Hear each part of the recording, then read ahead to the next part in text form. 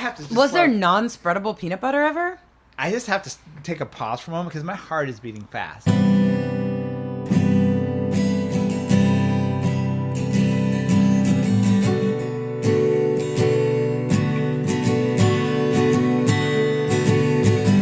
Hey everyone, this is Phil Surkis.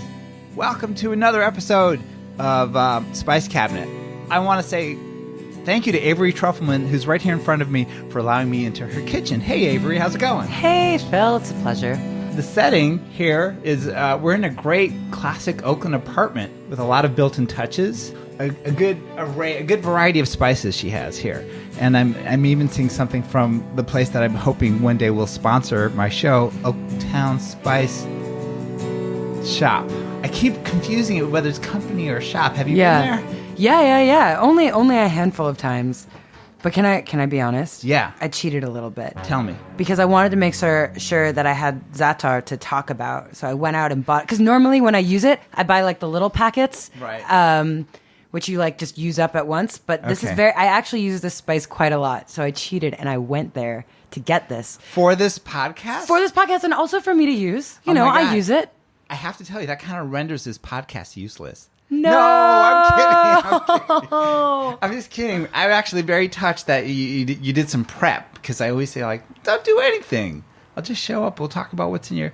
But I have to make on next week, our neighbors downstairs just had a baby, and so they have this like calendar for people to sign up to cook for them, and so I promised I'd make them shakshuka. So I have to get Za'atar, and so I had to do it anyway. So thank you for giving me a really good reason to run out and get all my stuff. Okay, a couple things right there. I'm just too excited right now.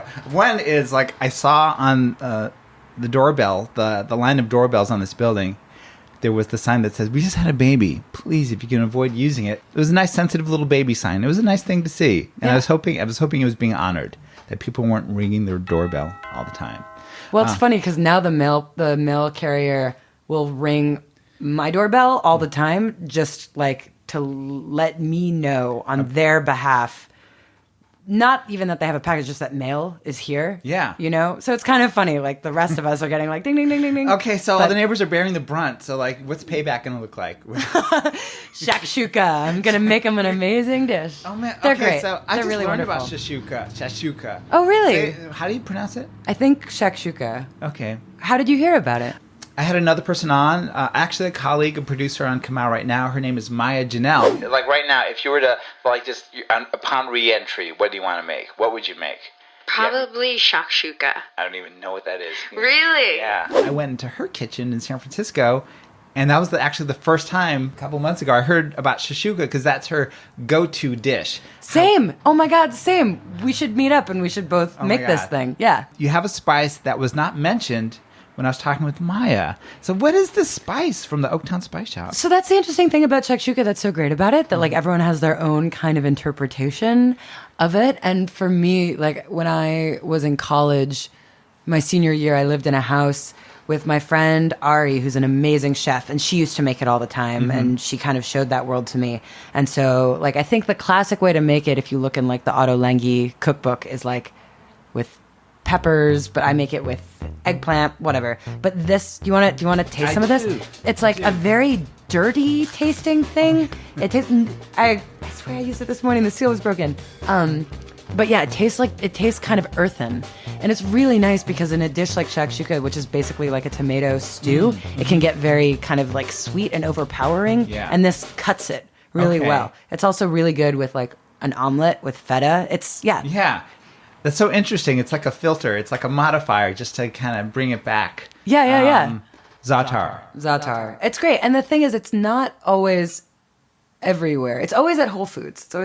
But like, it's not a very standard spice. It's not like if you went into Trader Joe's, they wouldn't have a version of that. No. Yet. But that, I have to say, that's the thing that I was like, I was really nervous when you were coming to look at my spices, because I'm bad at remembering to use spices. I'm sure Za'atar would taste great, on like a bagel and cream cheese. What does that mean, you're bad at remembering to use spices? Like, what? So, do you forget to salt things? Like, oh, never salt. But like, if I were making like a bagel and cream cheese, I'm sure that would taste great. But I'd forget to just like, I feel like spices. It's part of my New Year's resolution this year to wear earrings more often because it just Okay. evidences that you put in a little extra time and you Okay. wanted to put a little something on top to make yourself look nice and like prepare for the day in some way. Yeah. And I feel as though spices are kind of like jewelry in a lot of ways. Yes. 'Cause, there's some dishes where you need them. Like shakshuka, you really need this. Yeah. I think. But, there are other people who are really good at, spicing their omelets or spicing their salads or just Yeah. like putting spices where it just adds a little extra something. It's really nice. And it just evidences a little extra care, which I want to get better at. I mean, are you thinking about in terms of like when you prepare a dish for other people, or how about like when you're just are you For yourself, for yourself. yourself. And like treating that- yourself with care. I think that's the crux of it. Is like, are you going to treat yourself nicer in terms Right. of? I put some herbes de Provence on like a scramble I made the other morning. And I was very pleased. Yeah, I was happy. that's And, like, amazing. and I never usually do that. Yeah, and I feel like when you put spices on something, it just lets you, because I don't know, everyone's into this like slow food, enjoying your food, and when Yeah. you kind of know what to look for, it's almost like hiding the little baby figurine in a king cake. It's like you put your little gift in there for yourself. And Yes. as you're eating, you're like, can I taste that? Yeah, Did that yeah. come through? And it helps you kind of savor it more, I think. But so you mentioned sumac was in there, and I have some sumac my gosh. here as well. Oh my God. This is like a whole new world. Try it's very flowery. It's very bright. And as you there's some like bright pink sumac stains on my trash can right here. It stains like hell. Oh, does it? Because Yeah. as I pour a bunch on my hand, it goes everywhere. Do you do a lot of cooking? Yeah, I like to get experimental sometimes. Mm-hmm, I like to, when I cook, I'm like, all right, let's do this. Let's make a whole pizza. Let's, make a whole dinner. Yeah. I like inviting people over for dinner too. But yeah, I'm not much of a homebody. honestly. Okay. So So, yeah. this is just rare that I got you here today in the middle of a Sunday. Here's another one from the Oaktown Spice Shop. Although that one's just tea, but it is a spicy tea. It's turmeric spice tea blend. What a wonderful resource we have right here in Oakland. Did you just I got it with the Za'atar as an impulse purchase. Oh my God. Because I was I could talking tell with a friend 'cause- the other day about turmeric and how we should eat more of it. And I was like, why? What Oh is my turmeric goodness. supposed to be so good for? My friend Abbas in one of our other episodes was referring to it as just like... If you add turmeric and oil together, you can make terrible food because you've created turmoil. Ah! How cheap is that I took that from another episode and just said that now? That's but great. This smells amazing, this turmeric spice tea blend.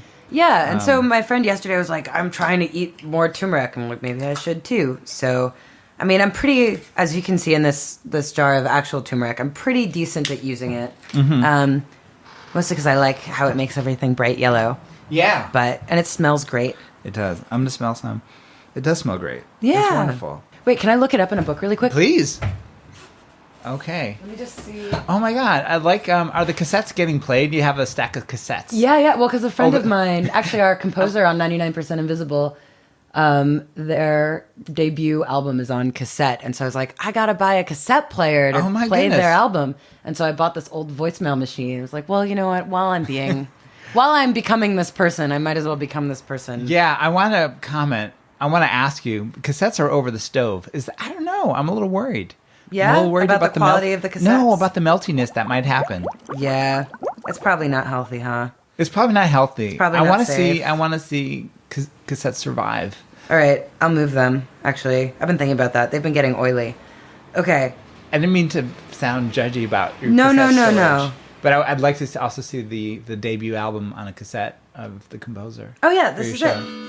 Oh, it's you know what? I want to say these cassettes have the same like tactile feel as like spices because they have The sticky, yeah. like, cook proximity thing. Oh, So yeah. this is a new. All right, I'm gonna get a little off spice for a moment because I'm just wondering, are people like putting out cassettes now? This is a new cassette. Yeah. Is it like a nostalgia romantic thing now? Like Well, it's also about, like, accessibility, Yeah. because... I would say this is not. Most people don't have one anymore. Yeah. So this is like an exclusive cassette.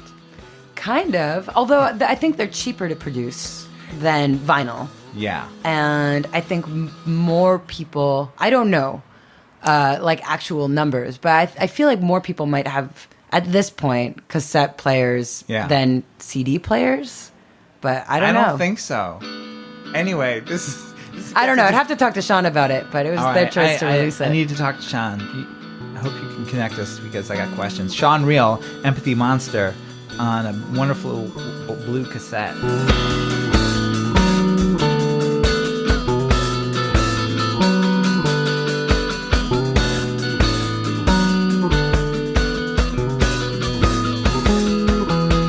Cassette imagery has been really buzzy and cool for a while, for a few years. Like Oakland t-shirts are cool. If you have an Oakland t-shirt with a cassette on it, even cooler. I don't know.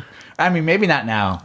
And it's nice because you can get cassettes very cheap. So I've been amassing this little cassette collection very quickly. And also I have these cassettes that my mom recorded when she worked at WNYC. She would record these kind of biographies, these audio biographies. Let me show you. I have these ones of this one, The Poet's Voice, William Carlos Williams, a sound portrait of Robert Frost, a sound portrait of Sigmund Freud. She would make these, yeah. Do you have a cassette player? Yeah, I do. I have several cassette players and the ability to transform them into media of your choice. Amazing. Just in case. I don't like people's things to go away. This is great that you have these preserved. Yeah. So definitely, now that you told me that story, I'm not leaving here till those cassettes are away from the stovetop. All right. I'll move them right now. Have you seen... I was looking up turmeric and seeing if it was in this book. It's only here under saffron, but have you seen this book? I haven't seen this book. The book is wonderful. The Flavor Thesaurus, Pairings, Recipes, and Ideas for the Creative Cook by Nikki Sagnit. Because, I don't know, this is a fascinating reference book. Yeah. Some of them have little stories that are kind of annoying. Like, I went into this, back street in Paris, and I had the most delicious nutmeg and parsnip sandwich, just absurd things. But some of the ideas are pretty interesting. We're running out of spices. Do you want more? I mean, I've got salt and pepper. Wait, here's another one this is also from the Oaktown Spice Shop. Cypress Wild Mushroom Sea Salt. Smell it. I'm going to smell this. And I'm so glad that you don't have Himalayan pink salt like everyone else. Really? Wait, what do you have against Himalayan pink salt? Nothing. This is just refreshing. Because everyone's been obsessing. Oh my God, this is so unusual. And it smells mapley. You can just eat it out of the back. Yeah, go for it. It's so good. I'm spilling it all over. Yeah, it's okay. What's the mapley part of this? I don't know. I mean, it not really went into my mouth, but it's like when you smell it, it smells mapley, but when you taste it, salty. It's like almost a pretzel without the pretzel. Yeah. It adds a really nice umami depth to a lot of things. But the pink Himalayan salt thing is so interesting. I don't know what is up with that. Have people talked about the merits of it? Is it supposed to be better? Well, a couple folks on the program. One person was just like, "It's pink, I want it." No, both people, "It's pink, I want it." That's the end of it, I think. I don't know what merits it has. When I was back in the restaurant business, we used this black lava salt too. But I mean, it's salty is salty, and you're not really seeing the colors in the dish. But what I just tasted. That's interesting though, because I thought pink. Those pink salt lamps that hippies have. Yes. That create positive ions or something. Those are everywhere, and so there must be something to that. But you don't taste them.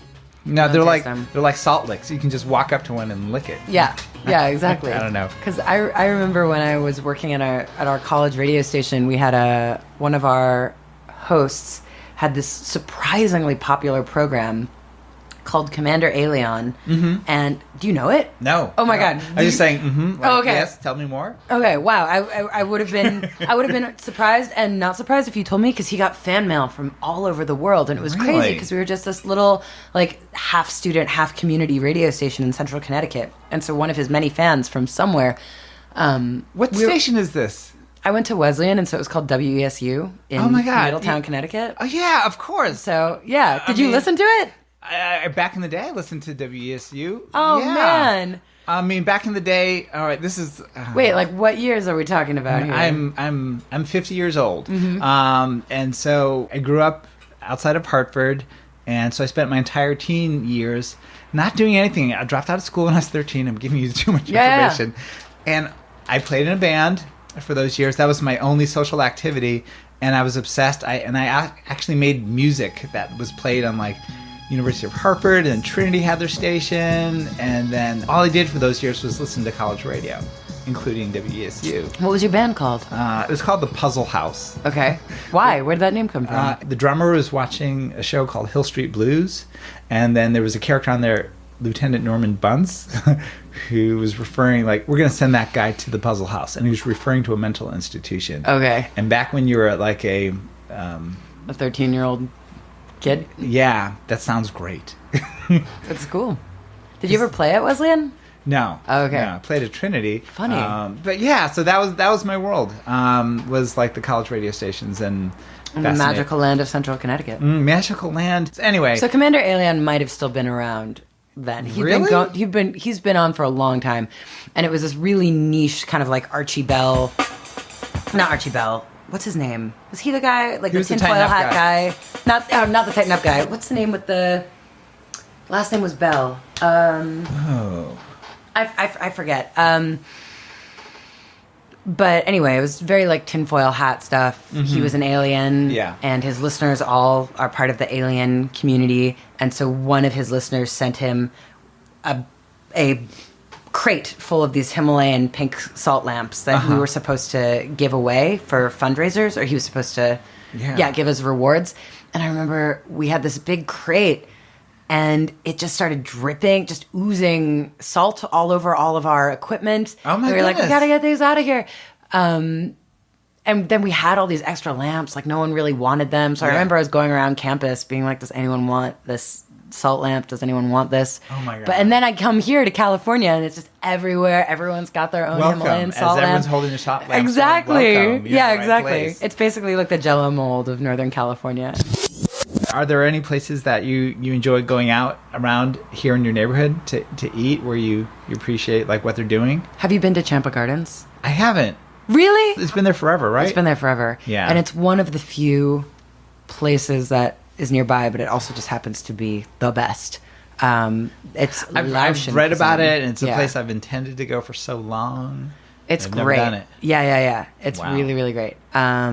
Lot of, honestly, just like, it's great to go with a big group of people and just order as much as you possibly can, and like get a coconut to go with it. Just like go all out.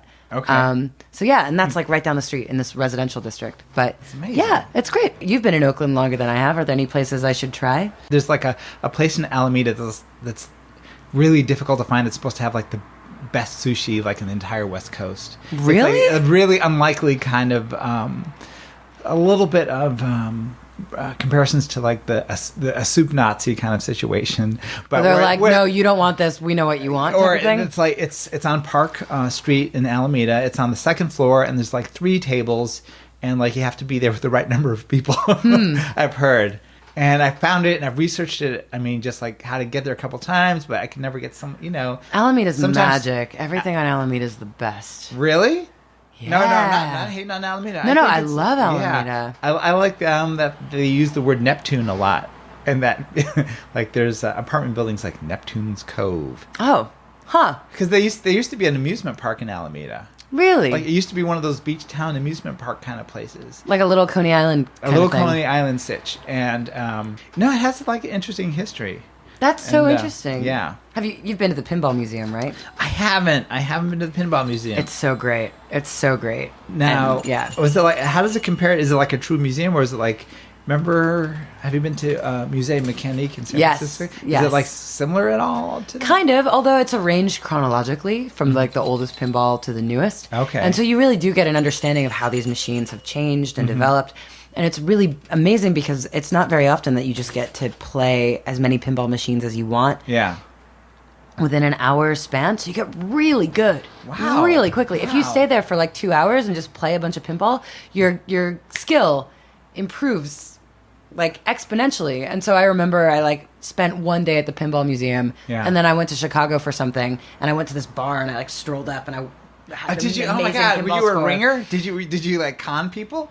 Oh my God! I wish. That's next stage. 2 things I want to say. One is that there's a cafe in my neighborhood on the west side of town, or it's in North Oakland, this cafe called Scarlet City. Scarlet City, have you heard of it? It's a science fiction themed cafe. Okay. They don't have Wi-Fi, which is a little, I'm not sure why, because in the future, I guess people are beyond the internet. But one of the owners was like a pinball champion, so she has pinball machines in there, and she's so proud, and of like her world is pinball. Amazing. So like this, you should go there. Yeah. And also they have like an exceptional Americano, and they roast their own beans. Oh. Yeah, so there's that. And then taking it back to Alameda, there's something historical about peanut butter about Alameda. Do you know what it is? No. There's something like there's like a little, maybe on Webster there's a little plaque or something, like they were home to some kind of peanut butter thing, I think. I have no idea. Unless I'm just like love peanut butter so much I'm having a fantasy, but I think there's some peanut butter connection to the town of Alameda. You don't know? I don't know. Right, now I don't know. I'm Google it. looking up something on I'm going to eat some peanut butter. eat some peanut butter as I look up Alameda and peanut I'm butter. going to put some salt on this peanut butter. And oh, Jif, and it might have to do with Jif too. So Really? Yeah, Like it was made there or something? I'm gonna find out because we're kind of like shaping up Alameda to be like the most wonderful place on earth. It really is the most wonderful place on earth, though. Alameda Skippy peanut butter plant. What? That's where it was? Yeah, Skippy peanut butter. The first spreadable peanut butter started in. Wait, I have to. Just Was there non-spreadable peanut butter ever?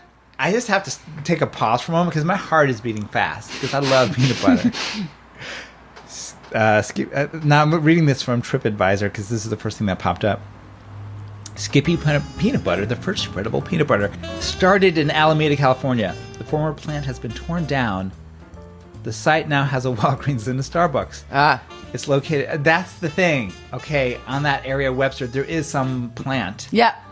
or plaque giving a nod to the history of Skippy peanut butter being there. I don't know, Alameda. It's a step back in time in some ways. It really is. It really is. And their movie theater has the brightest screen. Does it? Or like the second brightest screen in the United States or something. That's what they say in their previews. So They have an In-N-Out burger, which I don't go to, but I know I hear it's special to a lot of people.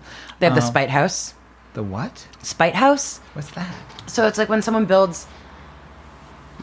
Okay, so I haven't seen the Alameda Spite House, but everyone's like, you have to see the Alameda Spite House. And it's like this little thin house that I don't think anyone actually lives in, but just to kind of assert, like, this is my property. Uh-huh. And so, yeah, Spite Houses are a thing that people just build. Oh my God. Yeah. I've never heard of this. There's a and very famous one in Alameda. That's amazing. There is a pig that is in someone's front yard off of Webster Street, and they have a little sign for it. He has a cute name. I can't think of what it is. I but love he pigs. even has a website, and if you go there right now, like, you know, you're on commercial Webster Street, just like a few steps down from it is like a pig hanging out. Well, that's amazing. I love pigs. Yeah. I really want to let pet pig. I know it's very, very twee, and it goes right with my cassette collection, but that's exciting.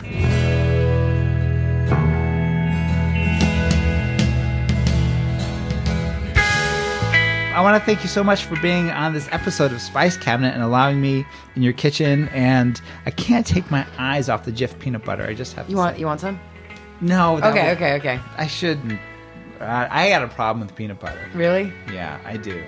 We all have our vices, you know. We all have our vices. I make sure in my house that I never have like bread, peanut butter, and jelly in the house at the same time. Take one of those elements out, and I'm okay. Yeah. If all three are there, it's over. I turn out the lights, I lock the door, and I just go crazy with peanut butter and jelly sandwiches. That's my vice. I think. If you gotta have one, it's not, it's got protein. It's good. Peanut butter. Yeah. Love it so much. Anyway, thanks so much. Thank you. And hey, everyone, we'll see you later on another episode of Spice Cabinet. Or if you want to plug your or on 99% Invisible. You're amazingly popular, wonderful, awesome. We're grateful for all the work that Avery has done in her podcast, in her world. See you next time. Bye.